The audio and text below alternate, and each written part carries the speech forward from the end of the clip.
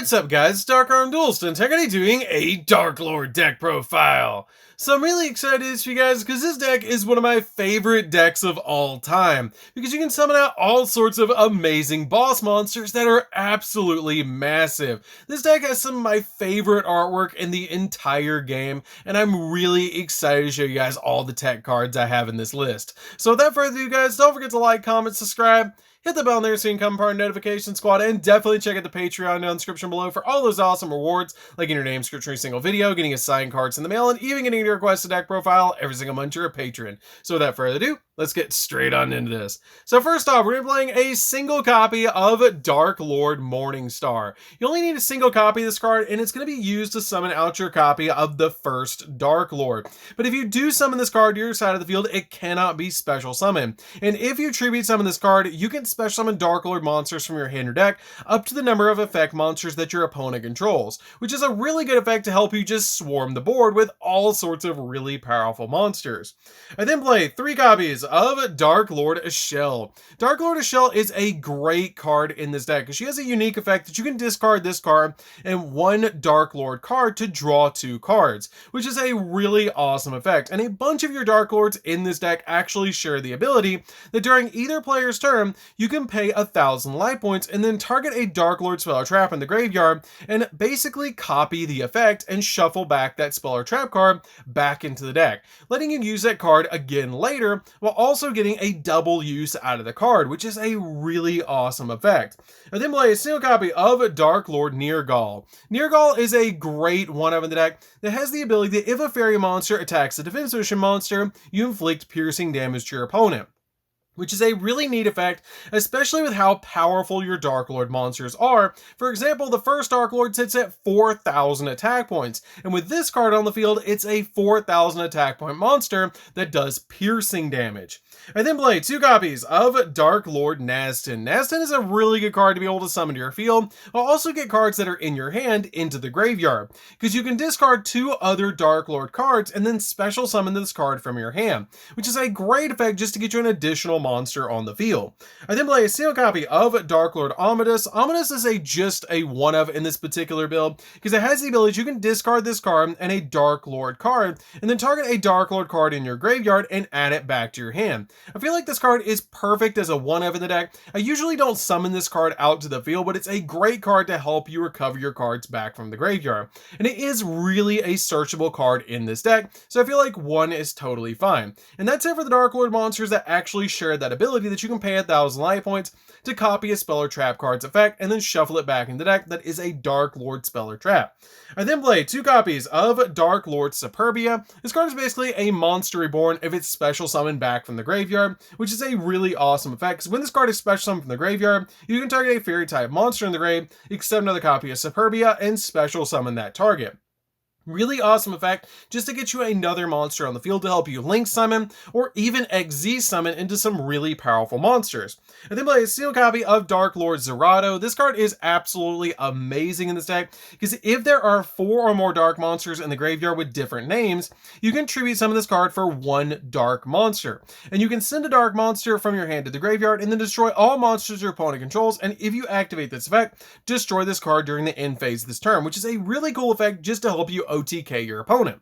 I then play 3 copies of the Indulged Darklord, which is the best normal summon in the entire deck. This card is absolutely insane because if this card is normal or special summon, then you can take 2 Darklord monsters from your hand or deck with different levels, accept another copy of the Indulged Darklord, and special summon one of them to your opponent's field in defense position and add the other to your hand. Also, you cannot activate monster effects for the rest of the turn except fairy monsters, which is not that big of a deal because that's all we're going to be summoning anyways, pretty much in the main deck. But this card is really good because you can actually search out your copy of Darklord Morningstar while also giving your opponent a copy of Darklord Ukobak, which is the one that we're usually going to give to the opponent because then we can then super poly it away once we get our copy of Darklord Morningstar on the field with our Indulged Darklord to help us go in for a copy of the first Darklord, which is a really cool effect. But Darklord Ukobak, if you do normal summon this card or special summon this card to your side of the field, you can send a Darklord card from your deck to the graveyard, which can help out in the deck sometimes. I then play 2 copies of Archlord Christia. This card is just too good in this deck not to play as a 2-of, because it can lock down both players from special summoning. While you have a 2800 attack point monster on the field. It also has the ability, if you have exactly 4 fairy type monsters in your graveyard, you can special summon this card from your hand, and if summoned this way, you can target a fairy monster in your graveyard and add that card back to your hand. And neither player can special summon monsters while this card's on the field. And if it would be sent to the graveyard from the field to the grave, you can place this card on top of your deck instead, being able to recycle this card back to the top of the deck. This card is absolutely crazy in the deck, really easy to summon and lock down the field. I then play 3 copies of Angel 01. This card is a really good card to help you summon out your copy of Darklord Morningstar, because it has the ability you can special summon this card from your hand by revealing a level 7 or higher monster in your hand, and you can only special summon this card once per turn this way. And when you control this special summon card, you can tribute summon a level 7 or higher monster in attack position during your main phase in addition to your normal summoner set. This card plus your copy of Indulged Darklord is going to set you up for a copy of Darklord Morningstar, while also putting you an additional Darklord on your side of the field, because your opponent will control an effect monster because you're going to give them that copy of Uka back off the Indulged Darklord, which is really cool, because basically with that combo, having these 2 monsters in your hand, you'll normal summon out the Indulged Darklord, give your opponent the copy of Uka back, search out the copy of your Darklord Morningstar, reveal it for the copy of Angel 01, special summon this to the field, and then tribute your copy of Indulged Darklord and Angel 01 for the copy of your Darklord Morningstar.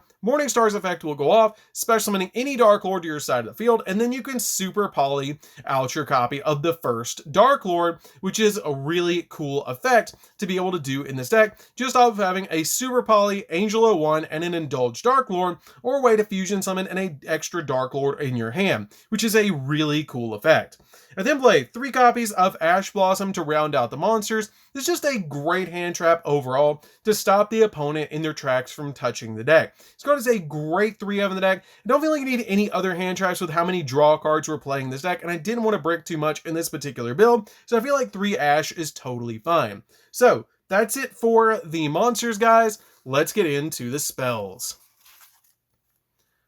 So for the spells, we're going to be playing 3 copies of Banishment of the Darklords. This card is the Rhoda of the deck, and remember with this deck, you have a bunch of different Darklords that you can pay 1,000 life points, shuffle a Darklord spell or trap back into the deck, and then copy the effect, which is really cool because you can activate this card, and if you have one of those Darklords on the field, you can pay 1,000 life points, put this card back in the deck, and get a second search on the same turn, which is really cool. But this card adds any Darklord card from your deck to your hand, not just a Darklord monster, which is really nice. I then play 3 copies of Darklord Contact. Darklord Contact is the monster reborn for the deck that lets you special summon any Darklord monster from your graveyard in defense position, which is a great effect to be able to bring back your monsters from the grave because they are high level and they're really easy to get back from the graveyard with this card. I then play 2 copies of Trade In. I feel like 2 is totally fine in this deck. You discard a level 8 monster to draw 2 cards. We have a bunch of different draw cards in this deck with your copies of a Shell and Trade In. I've really bumped this card down to 2 in this deck for other tech cards, but it's still a great card in this build. And then play 3 copies of Allure of Darkness. Because all of our Darklord monsters are dark, you're able to draw 2 cards and discard or banish a card that you don't need, which is really nice for this build. And then playing a new tech card, which is absolutely insane in this deck, which is 2 copies of Greater Polymerization. This is actually a card I saw in the comments a lot for the last Darklord deck profile. I tested it out. I really appreciate all the people that commented this particular tech. I did test it out, and it is absolutely insane in this deck at 2. It has a really good effect that you get to fusion summon a fusion monster from your X deck using 3 or more monsters from your hand or field as fusion material, and if you do, it gains the effects that it cannot be destroyed by card effects, and it does piercing damage, which is really cool because your copy of the first Darklord requires 3 Dark Fairy monsters to actually summon, so this is a really good card to be able to summon out your first Darklord to give it piercing damage, and it can't be destroyed by card effects, which is really cool, on top of its own effects, which is really awesome. I then play 3 copies of Super Polymerization. This card is just a really good card to out all sorts of different cards that your opponent's going to have on the field, while also helping us go into the first Darklord if we open up a copy of this card, Angel 01 and the Indulged Darklord, which is absolutely insane and really easy to pull off in this deck. So that's it for the spells, guys. Let's get into the traps. So for the traps, I'm just going to be playing 2 traps, and that's going to be a single copy of Darklord Rebellion and a single copy of the Sanctified Darklord. I don't play any of the other Darklord traps in this deck. I don't feel like I need the other Darklord traps in this particular build, like your copy of Darklord Enchantment and the Darklord trap that lets you fusion summon, because I have cards like Greater Polymerization and Super Poly. But these are really good in this particular deck because the Sanctified Darklord is a negate, which is really nice in this particular build, and Darklord Rebellion is a pop, which is absolutely insane in this particular build to disrupt the opponent. So that's it for the main deck, guys. Let's get into the extra deck. So for the extra deck, we're going to be playing 2 copies of the first Darklord. It is actually possible to summon out 2 of them in this particular build. One of them will have the Darklord Morningstar, and the other one will not have the Darklord Morningstar into it, which is not that big of a deal, but it's still really insane to be able to summon out at least one of these to the field per duel. And it has the ability to take 3 Dark Fairy monsters to summon this card, and your opponent cannot target fairy monsters you control with card effects, which is really cool stacked on top of the effects that you already get off of Greater Polymerization when you summon out this card. And you can use one of the following effects this card per turn. If this card is fusion summoned using Darklord Morningstar as a material, you destroy all cards that your opponent controls, and during either player's main phase quick effect, you pay 1,000 life points to special summon a fairy monster from your hand or grave in defense position, which is a really good effect to bring out additional fairies to the field. Then play a single copy of the Garuga. This card is a really good super poly target to be able to use in this deck. It basically just requires 2 monsters with the same type and attribute but different names. So it's a really easy card to be able to use as a super poly target, and if it leaves the field or it's sent to the graveyard by any means, you get to draw a card.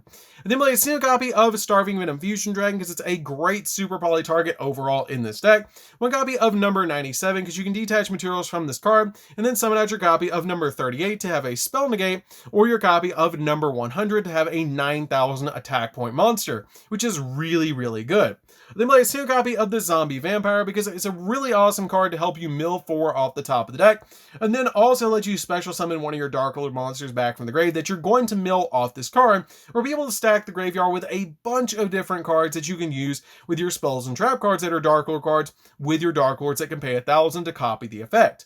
Then play a single copy of Double A Zeus just in case we need to board wipe the field. This card is really good overall in the deck, especially with the Zombie Vampire.